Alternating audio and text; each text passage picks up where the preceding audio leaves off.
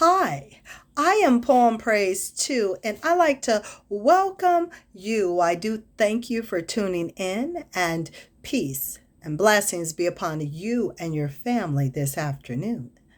Now, certainly go ahead and hit the like button, subscribe, share, hit the notification bell. You'll know when Poem Praise 2, is coming with something new for you.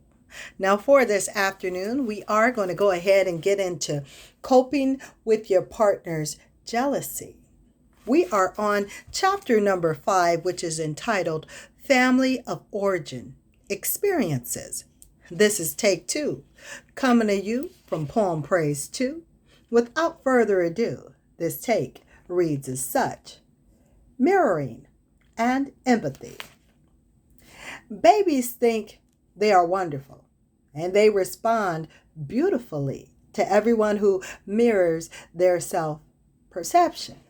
The more mirroring they get, the more it builds their sense of self as adequate, value, and worthwhile. This seems to also be true of empathy. The more the baby gets his needs met, and his caregiver seems to understand his feelings of discomfort or pleasure, the more it contributes to a strong sense of self. You may have noticed that babies constantly look at their mother's or caregiver's face, and that some babies can get very upset when they cannot see their mother's face. It is this face that provides the mirroring of the baby's feelings and internal state. For example, when a baby feels uncomfortable, his mother's face can reflect the discomfort because the mother is empathizing with that discomfort while acting to reduce or eliminate that discomfort, such as feeding or changing a diaper. The same process takes place with regard to the baby's delight with himself. When the mother affirms and reflects that perception with smiles and words about how wonderful the baby is. Fast forward for just a moment through your childhood, adolescence, and adulthood. Think of the people with whom you became intimate. For example, friends, lovers, and spouse. Try to recall their facial expression when they looked at you during the relationship, especially at the beginning. Their faces probably mirrored your delight at the more positive aspect of yourself, and mirrored your delight at the more positive aspect of yourself. And you responded to this mirroring by being attracted to that person. Even if you generally tend to focus on a more negative aspect of yourself, you respond positively to those who can see your positive aspects. The above is an example of how family of origin experiences contribute to exert influence during the course of life. However, mothers are not the only ones to provide mirroring and empathy, since they are other people in a baby's world. These people also provide some reflection of the baby's self-perception, hopefully positive.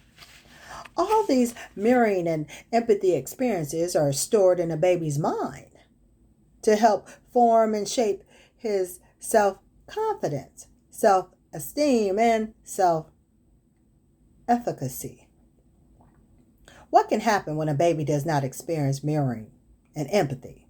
It was hypothesized by D.W. Winnicott, Winnicott, in parentheses, in 1960, that the baby finds that his real self is not mirrored, and so a false self emerges that is more to the mother's or caregiver's liking, and the false self gets reinforced.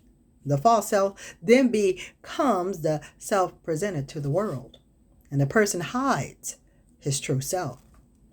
As the person grows and develops, he continues to keep the real self under wraps so that others will not see it. Is ashamed and afraid of the true self and resists all efforts by the true self to emerge. This plays out in the following behaviors and attitudes. For example, being nice all the time, never experiencing or expressing uncomfortable feelings, accepting unwarranted responsibility for others' feelings, taking the responsibility to maintain harmony, giving in to others' wants, needs, and wishes, failing to develop a personal identity separate and distinct from others, being easily offended, being hypersensitive or perceived criticism or disapproval. It takes a lot of effort to keep the real self hidden and repressed, and that effort can siphon, siphon, off energy that could be spent in more constructive ways, such as self-reflection and building honest relationships. Try the following exercise to see if you reflect your partner's positive or negative self-perception. Mirroring, exercise 13. These are the materials that you'll need: a sheet of paper and a pen or a pencil. The procedure is: sit in silence in a place where you will not be disturbed and close your eyes. Number 1, recall a situation where your partner was jealous. Let the scene play out, remembering as many of your feelings and words as you can. Number 2, here on Poem Praise 2, is when you are ready, open your eyes and make a list of the feelings, words, phrases, and thoughts about your partner that you expressed or experienced during the event. Number 3, examine your list and check all the words and feelings that are positive. Number 4, close your eyes again to recall the scene. This time, really look at your partner and what you recall of his facial expressions. See if any of your words or feelings could also be reflected of his self-perception. That is, if you were feeling inadequate, could you also be reflecting his self-perception of inadequacy? Check all the negative words, feelings, and thoughts. It would be unusual if you did not find that you were mirroring any of his self-perceptions. By doing the exercise, you have made yourself more aware that you may often be mirroring your partner's feelings and thoughts about himself. At certain times, like the one you reflected on in the exercise, you may be open to catching your partner's feelings.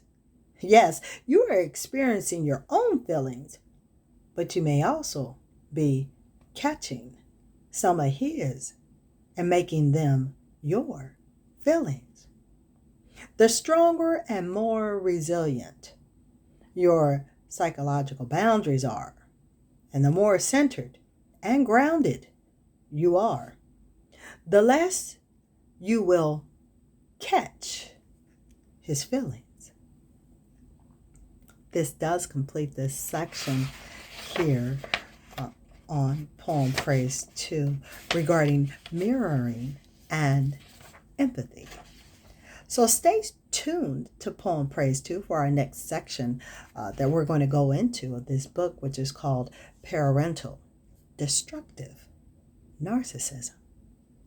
But until then, I certainly want for you to be well, to take care, to be safe, be blessed, and it be it thy will. I, Poem Praise 2, will speak with you soon. So, till next time. Later, y'all.